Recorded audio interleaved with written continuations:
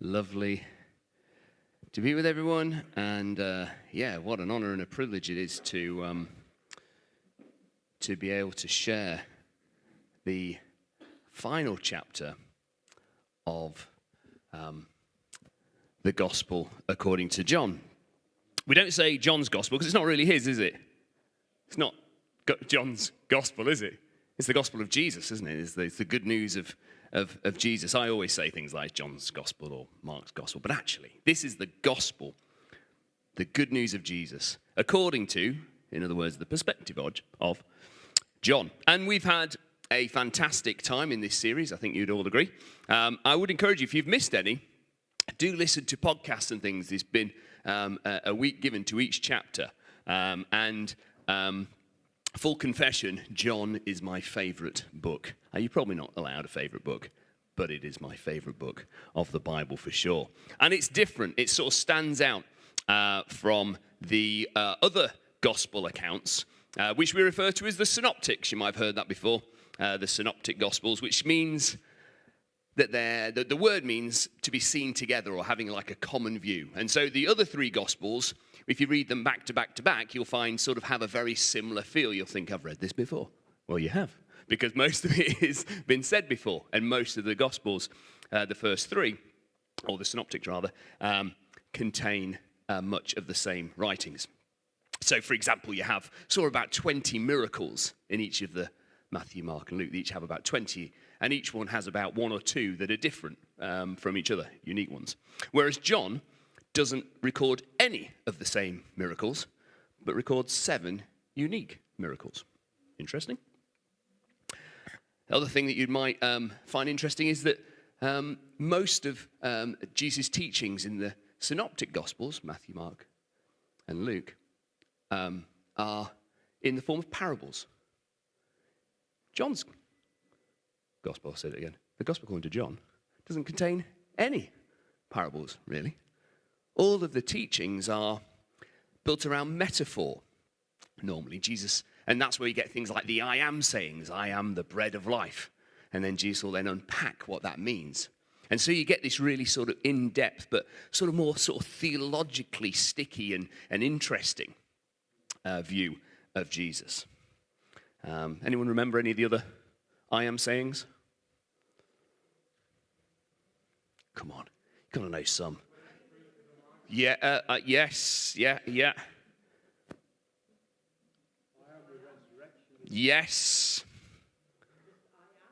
Well, I am. Yeah, he does say just I am a few times, just throws it in there for good measure. Normally that precedes them wanting to stone him. So it's like I am, run. Yeah. Yes, so you've got I am the way, the truth, and the life. You've got that an idea of being the only way is I am the door, I am the gate. That's another I am saying. The light of the world and the true vine. The true vine is the one I always forget. I'm always like, oh yeah, that's the one. I'm cheating because I've obviously got them written down. Jesus deepens, or our understanding of Jesus deepens, I think, in John, because he really unpacks. And we get these sort of much more personal conversations. Jesus' dialogue is much longer and richer. And he underscores normally the fact that John believes that Jesus is divine. That's his aim. He wants us to get that this is the Christ. This is the divine. We get these vivid pictures. He paints very vividly. Much more description often. And even the beginning's very different, isn't it? The synoptics, we get the birth of Jesus, the narrative of the birth. But John doesn't want you to start there. He wants you to start in the beginning. Before creation, we're talking about God here. This is God entering and taking on flesh. And so we have a very different approach. Also, the teachings on the Holy Spirit. John talks much more about the Holy Spirit. Whole chapters given over to it. And the Holy Spirit in the synoptics focuses on sort of empowerment for miracles. Whereas in John, you get this much more an emphasis on that the Holy Spirit is a teacher.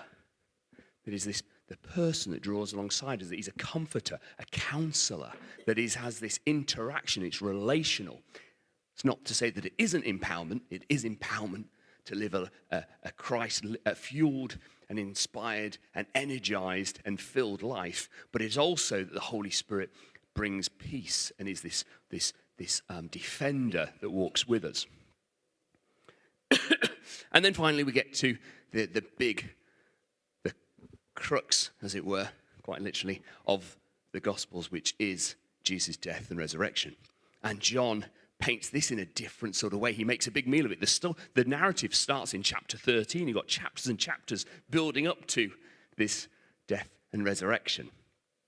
And the focus is really on that he is in control, that this is the glorification of his mission, that this is what he has decided to do. He actually doesn't really focus much on the agony of the cross or those sorts of things, instead focusing more on that Jesus is in control and it's his choice, as it were, because he's underscoring, to complement the other Gospels, he's underscoring that Jesus is divinely in control of all these events and has decided this for himself.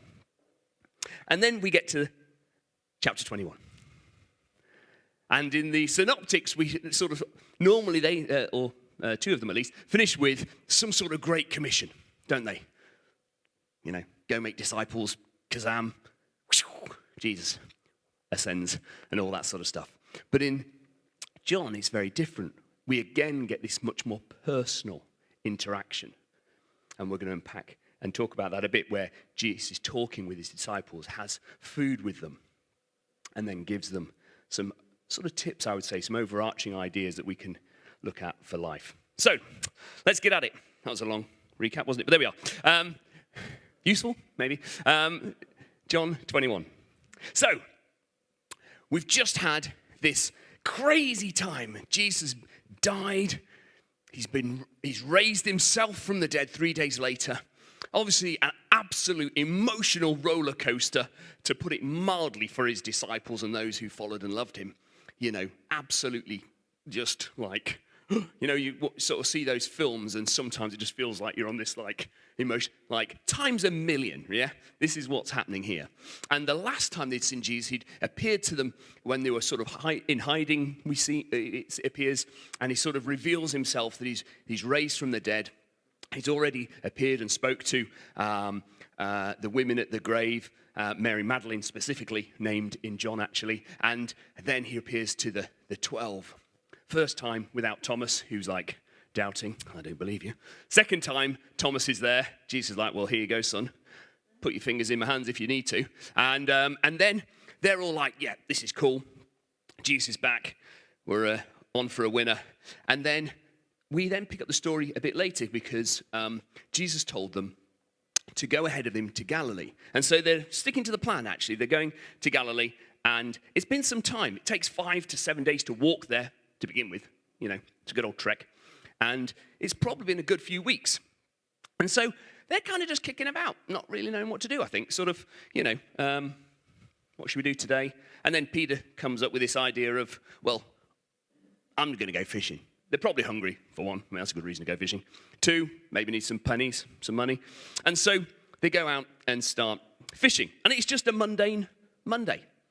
The sort of highs have now sort of almost a bit of a distant past a few weeks ago. And so they're out fishing, and they fish through the night, which is the normal way of doing things. People still fish in the night today. And they caught absolutely zip. Nothing at all.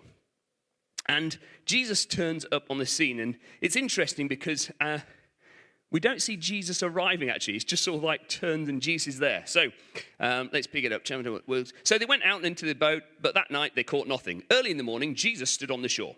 It's just sort of there. But the disciples did not realize it was Jesus. So he called to them, friends, have you any fish?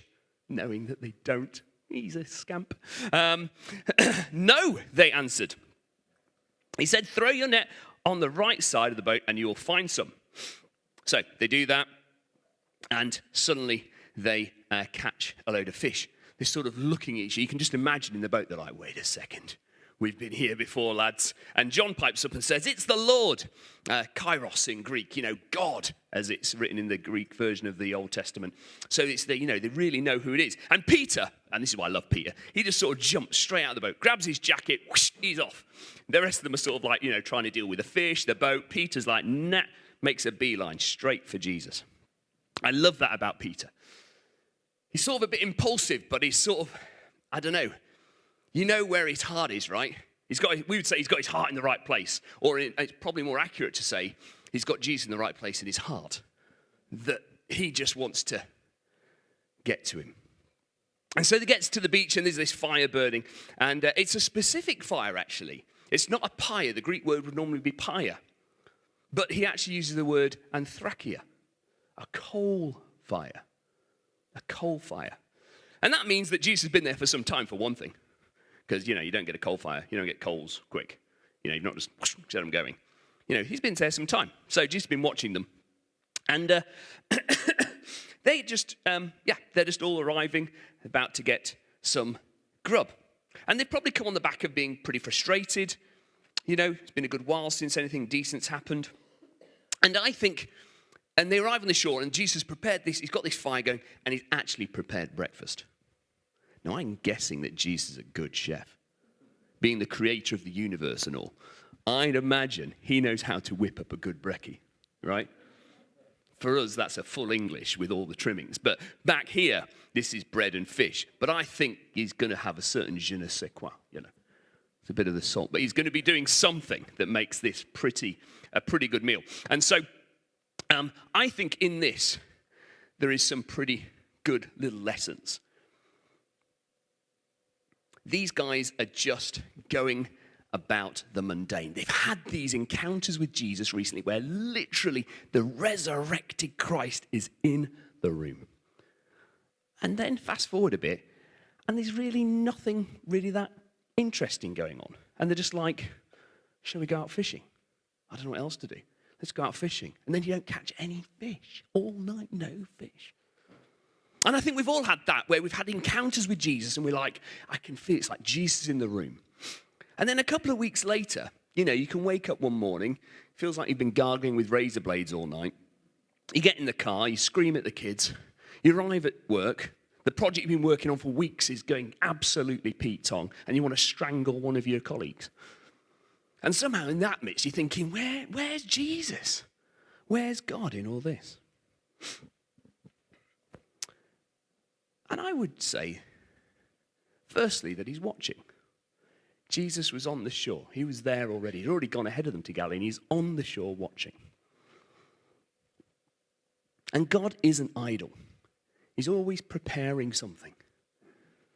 Whatever is going on in your life, good or bad, the truth is this: God is up to something. Whether it be to prepare something for our teaching, i.e., what he's about to do here, or even preparing for some sort of miracle. Or perhaps just allowing us to develop patience and faithfulness and all those other good things, right? But God always has a plan. And Jesus is on the shore and he's there ready. And so he's watching and he tells them, throw the nets over the other side. I don't know about you, but I'd have been like, mate, I'll throw you over the other side. But these guys are a bit smarter than me, and they've got the idea, actually, wait a second. I think I recognize that voice. I think I'll do what he says. The first time Jesus tells them how to fish, they question him. This time they didn't. A little lesson in there, I think, for us as we get to know Jesus. Let's be listening for his voice. And when he tells us to do something, maybe don't debate it 63 times with him. Just get on. Yeah? That's certainly one for me anyway. Just get on with it. And their obedience leads to a miracle. So the first point, if you're taking notes, stick to the plan. Jesus said, go to Galilee. That's it. We didn't get any more plans. Didn't get any more instructions. Just do what he said. So they're in Galilee, okay, let's crack on. And Jesus meets them there. If they got bored after a week and decide to go somewhere else, or go back home to wherever they lived, some of them, because they weren't all from there, they wouldn't have had this encounter, right? Stick to the plan. It's like when somebody gives you directions, continue straight, and when you get to X, turn left. How many times do you tell people that sort of thing? You're watching them, and they turn left before they've got to where you've said. No, not there. I said continue until then. You know, same idea. I do a lot of mountaineering, take hundreds of blokes to help run this thing, hundreds of blokes in the mountains, hundreds of them. We've had thousands through, and it's amazing, something called Extreme Character Challenge. And you're watching them, you're on top of a mountain, you give them the next waypoint. You say, right, this is us, this is you, this is where you're heading, down there, head that way, blah, blah, blah. And don't stop until you go past this, and then you'll know you're watching them as they go down, literally first thing, off. See you guys in 3 hours. It's that. We're not very good at it, are we? So anyway, stick to the plan. Point 2. After breakfast, Jesus has this conversation with Peter. And it's a really interesting conversation. Notice it's after breakfast. All good things happen on a full stomach, Didn't want to get too much emotion. Anyway, so after breakfast, it's titled in your Bibles probably, Jesus Reinstates Peter. Because what's going on here is this reinstating from Peter's denial of Christ. 3 times he denied him. Then the cockerel crowed, if you probably remember the story. And now here we have Jesus restoring him. It says, when he had finished eating, Jesus said to Simon Peter, Simon, son of John, do you love me more than these? Yes, Lord, he said, you know that I love you. Jesus said, feed my lambs. Again, Jesus said, Simon, son of John, do you love me? He answered, yes, Lord, you know that I love you. Jesus said, take care of my sheep. The 3rd time he said to him, Simon, son of John, do you love me? Peter was hurt because Jesus asked him the 3rd time. Do you love me? He said. Lord, you know all things. You know that I love you. Jesus then said, feed my sheep. There's some really interesting things if we dive a little deeper to what's going on here. Remember I talked about that fire, that it was a specific type of fire, an anthracite, not a pyre, not just a regular wood fire or anything else. The last time Peter was stood at a fire was also an anthracite fire, and that was in John 18. It was cold, and the servants and officials stood around an anthracite, a coal fire they'd made to keep warm. Peter was also standing with them. And it's in this place that Peter denied Jesus 3 times. And so Jesus has set up this thing where Peter will have the smell of the fire and be brought back to this time when he's denied Jesus, when he's said that he doesn't know who he is and denounced him. The thing about smell and that sort of stuff is it's a very powerful emotional trigger. Memory, it's the most powerful one we have. And so Jesus deliberately creates this environment to sort of trigger those memories, not to bring hurt, but because he's about to do surgery on his soul. I think it's beautiful. And so he creates this atmosphere where Peter is in almost the same setting for him to then do the 3. You had 3 denials. Let me ask you 3 times, do you love me? Do you love me? Do you love me? I think that's one thing that makes it beautiful. The second thing, which I think makes it amazing, to know that Jesus is doing a restoration, that he's redeeming Peter, is that how he talks about love. You see, we have love, just the word love. In the Bible, it'll just say love, love, love, love, love. But in the Greek, they've got better words for love, as you probably know. They've got more descriptive words. They have different words for different types of love. And here you actually have an interplay of different words. Don't want to build too much on this, but it is certainly interesting. So you have the idea of this agape love, which you've probably heard, an unconditional, charitable, almost like the highest, sort of like a pinnacle, if you like, of a love where it doesn't have to be reciprocated. And then you have the other love that's being talked about here is a filial love, which is a friendship love. It's loving, it's affectionate, but it's more about friendship and interaction. And so what actually happens here when Jesus is talking to Peter is he actually says, Simon, son of John, do you agapeo me more than these? And in which Peter responds, yes, Lord, you know I filio you. Jesus is saying, do you love me unconditionally with the most charitable love, with the highest type of love? And Pete responds saying, I love you like my best friend. I love you in a way that like my brother, I love you. It's not familial, but that sort of thing of like, I love you. But he draws short of repeating back that same level. Interesting, right? And so Jesus asks him again, Simon, do you agapeo me? Pete replied, yes, Lord, you know that I phileo you. How often are we in this thing where we know how much Jesus loves us, but we also know that sometimes our love has a limitation? That it's like, I want to love Jesus with more of me, but this is all I have right now. And I often have this conversation with people, especially when they're choosing and whether or not they're going to start following Jesus. And often it's about, I don't know if I can give that all. I don't know what that even is yet. What have you got? What have you got that you can give? And so Jesus then meets him where he's at. The third time, he says, Simon, do you phileo me? Peter was grieved. He said to him the third time, you know I phileo you. In fact, he says, you know all things. I love the fact that Jesus sets him up. This is where I want you to be. This is where I really want you to be. But I will meet you here. And we'll progress the rest together. That's a lifetime of following Jesus. He meets us where we are, fully redeemed, redeeming these 3 times in a similar setting to Peter's denial. He invites Peter to move from affection and friendship to the devotion and sacrifice that comes with that agape type of love. But he meets him in grace, not in shame. And he's restoring him step by step. Friends, we are fully redeemed by Jesus. Fully redeemed. I don't know about you, but often I can talk about my sin generically. Jesus forgiven my sin.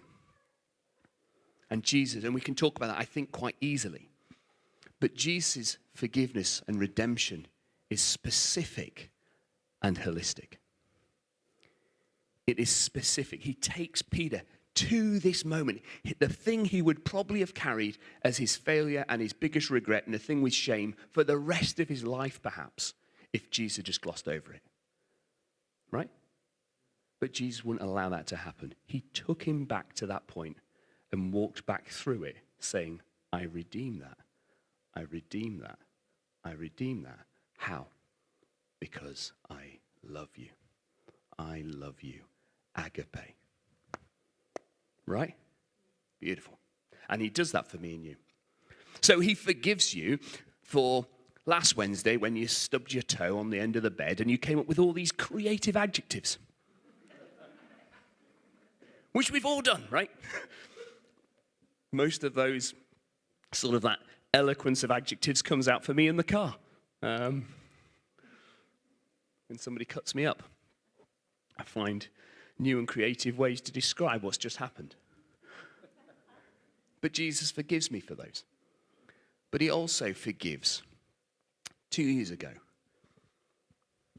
when you betrayed your closest friend. When you cheated on your spouse. And he will go right to that moment with you and redeem it and say, I love you, agape. Unconditionally. This thing right here. I love you, agape. The love, that sacrificial love that nailed him to the cross for us. What a beautiful thing. We are fully redeemed. You are fully redeemed. And I love the fact that on the back of this, he talks about, I love you. And then he says, feed my lambs. I love you. Look after my sheep. I love you. And then, so it's like what goes with redemption is being redeemed to serve, redeemed to minister to others. And he's so clever, Jesus, isn't he? He's like, he's so clever because he sort of does this thing where he makes a meal. And they're all like, as I say, mega chef Jesus whips up the mega breakfast where they're all like, he's like, how was that? And they're like, oh, that was blooming brilliant, mate. Yeah, spot on. Excellent. Loved that. And then he's like, talks about feeding others. As I have just fed you. Feed others. Whilst you're feeling full and satisfied in the company of Jesus, there's my lambs that need feeding in the same way.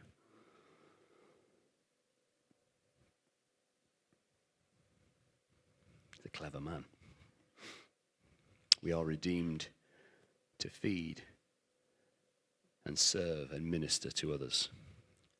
The love of Jesus, when Peter responds with, I love you. When we say we love Jesus, Jesus' response to us is, great, let me see that outworked in you feeding others. That's quite literally what he does each time. Some people in this room may have counted themselves out from ministering to others because of past failure. That's what I think Jesus is saving Peter from here. Jesus wants to restore you today. Wherever you go, yeah, but there's that one thing. That disqualifies me. That's a lie from the devil. It's a lie from the devil. You can't lose what you never earned. You never earned his forgiveness. And you can't lose his forgiveness by your actions either. You also can't lose something that's a continuous stream, a river of forgiveness that just keeps flowing.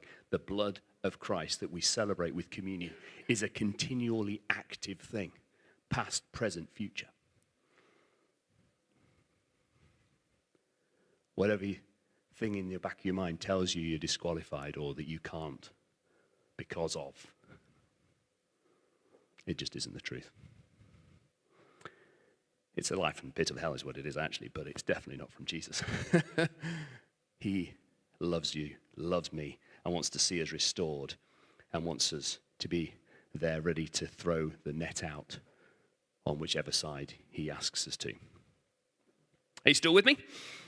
Point 3, Jesus leads us straight from serving others to talk about the end, or rather Peter's serving of others to talk about the end of his life. It's not great, is it? You're thinking, oh, great, yeah, I'm forgiven, wonderful. Yeah, and then we're going to be led away, and then you're going to be led away to die. I was going to say, what? that's taken a turn. And I love this at the end of John because it kind of just breaks it real. It's about redemption. It's about us sticking to what we've been told. It's about redeeming everything that we've ever done. It's about asking us to serve others. And then it's saying, but don't think it's going to be easy. Don't think it's going to be easy. Following Jesus isn't a pleasure ride. It's not a pleasure cruise. If you've been sold Christianity on the basis of it's going to make your life better, whoop-de-dee, I'm afraid you need your money back. It's a total con. You've been conned. It's not, honestly. Just look at all the Christians throughout history and look at what's happening even in the world today for a lot of Christians, which, by the way, we should be making a lot of noise about, and I think we're not doing an adequate job. But following Jesus came and does come with a cost. And Jesus tells Peter here that you're going to be led away. When you were young, you dressed yourself. When you're old, your hands will be stretched out and someone else will dress you and lead you where you do not want to go. And then it just tells us, just in case we were not sure, Jesus said this to indicate the kind of death which Peter would glorify God. And then he says, follow me. Follow me. No matter the cost, follow me. There is a cost to following Jesus. Mark 13:13 says, everyone will hate you because of me, but the one who stands firm to the end will be saved. If we're following Jesus and we're following him closely, we'll be standing firm at the end, for sure. John 16, Peter knew it was going to come because before Jesus had said, in this world you'll have trouble, but take heart, for I have overcome the world. We can have courage because Jesus has already overcome the world, and our lives are written in the Lamb's book of life. Yeah? When we lean into the redemption of Jesus, cry out for his forgiveness and his blood to count for us, then our names are inscribed in that book of life. But following him has a cost. Finally, so we've got stick to the plan. We're fully redeemed and redeemed to serve. Remember that there's a cost to it. This is Jesus' final comments in John's account of the gospel. Final thing is, don't compare. Nice little simple one, isn't it? Don't compare. I'm sure you've probably heard it said that comparison is the thief of joy. It's true. It's true. It's also just really dumb. Just really dumb. I mean, if you think about it, to compare our lives with other people's, everybody's life is unique. Everyone's brain's unique. Parents are different. Education's different. Their friendships are different. Opportunities are different. The support they get is different. Illnesses, abilities, disabilities, spiritual giftings. I could go on and on and on and on and on. To compare is just dumb. Just tell yourself that every time you do. Don't be dumb. They're not me. I'm not them. I'm uniquely and wonderfully made by Jesus. And I've got a unique and wonderful purpose given by God. So don't compare. You see, what happens at the end of John is Peter's just told, by the way, it's not going to be good for you. Eek. And so Peter's like, oh, fantastic. What about him? Pointing at John. Well, probably John. And Jesus says, well, what about him? If I want him to remain alive until I return again, what's that to you? In other words, mind your own business. Keep your eyes on yourself. Stop looking at everybody else and thinking, oh, they've got such and such. Oh, I wish they're more gifted than I am. They've got a bigger house than I have. Or whatever. You do you. Me do me. And don't compare. Because it is ridiculous. And Jesus makes it clear that it is nothing to do with us. Nothing to do with us.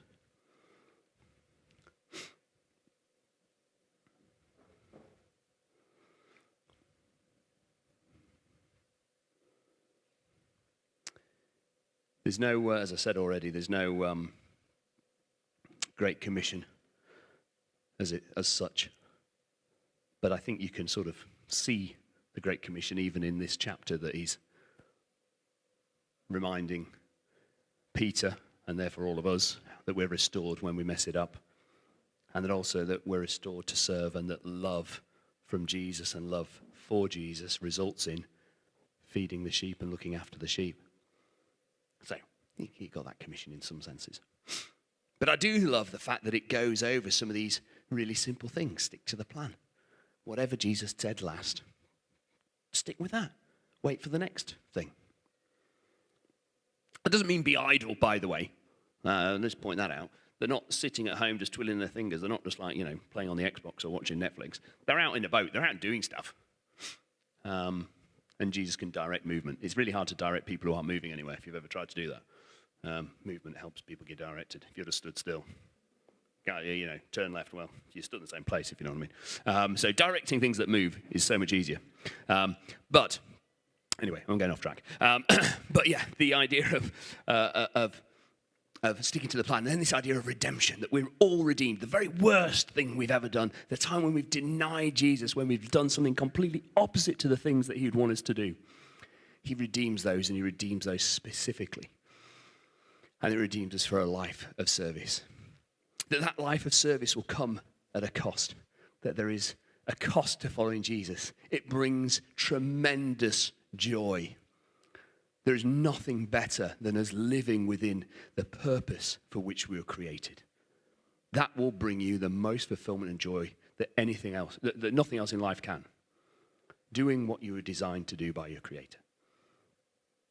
But that doesn't mean that it won't be without its trials. And finally, don't compare. Let's not compare ourselves to others. Let's celebrate others. Celebrate what God's doing in other people, but never compare. Tina's going to join me. I'm going to have a time for us to have some prayer. We've got plenty of time. I'm going to allow Tina to close, but maybe just those things.